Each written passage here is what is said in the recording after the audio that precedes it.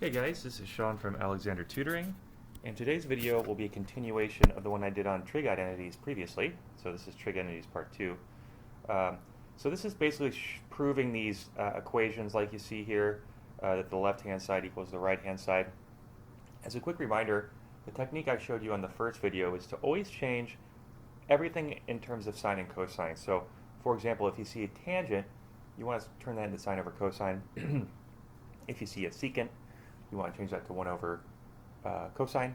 If you see cosecant, you want to make that 1 over sine, etc. Basically, so everything's sines and cosines. That we did last time, and we're going to do that again. The second technique that I'm going to show you today for proving these things is the technique of getting a common denominator when you have a fraction like you do here on the left-hand side.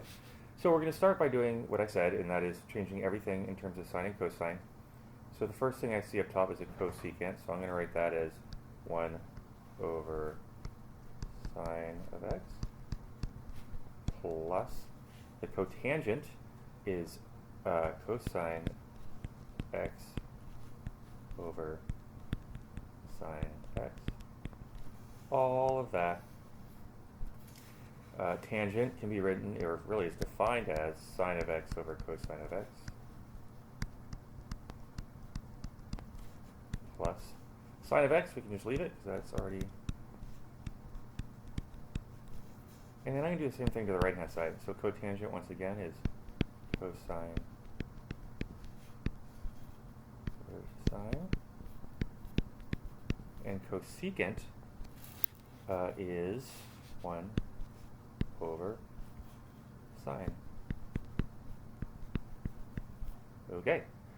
So that was similar to the previous video. We changed everything in terms of sines and cosines. The new thing we're going to do this time, you can see when you have a bunch of fractions on the left-hand side, which you'll see a lot. In that case, you're always going to want to get a common denominator on the top and bottom, so you can combine the fractions. Now, on the upper side, we already have a common denominator of sine, so we can write that as one fraction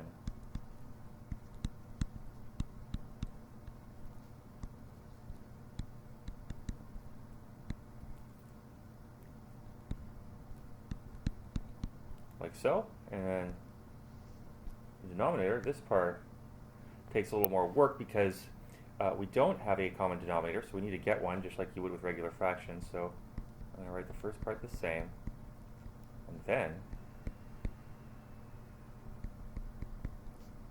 to get a common denominator here, we want a cosine on the bottom. So just like regular fractions, what we need to do to get that is multiply by cosine x over cosine x, which is really just 1, right?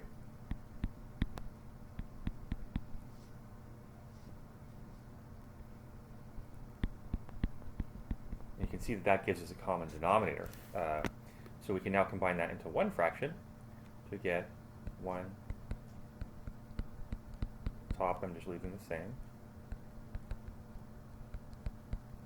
divided by, okay, so we have a common denominator of cosine, so we can write this as sine x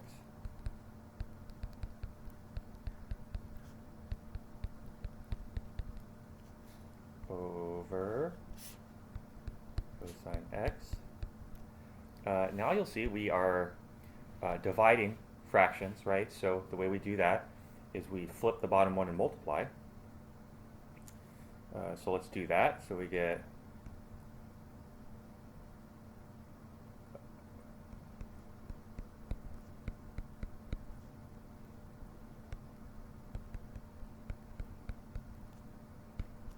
times the bottom fraction upside down.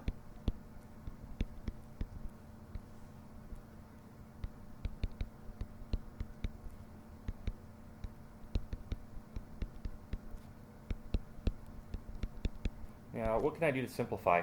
On the right-hand fraction, you always want to factor when you're doing these problems as much as humanly possible. And I can see on the right that there's a sign common to both terms in the denominators. So I am going to factor that out. So on the top,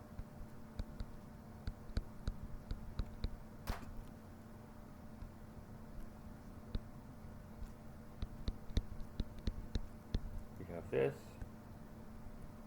On the bottom,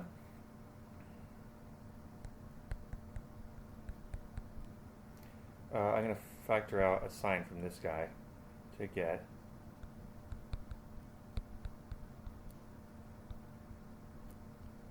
one plus. Okay, and you can see why we always want to factor, that looks like a 7, hang on, as much as humanly possible, because things hopefully start to cancel as they do here. You'll notice that we have a 1 plus cosine x common to the top and the bottom, leaving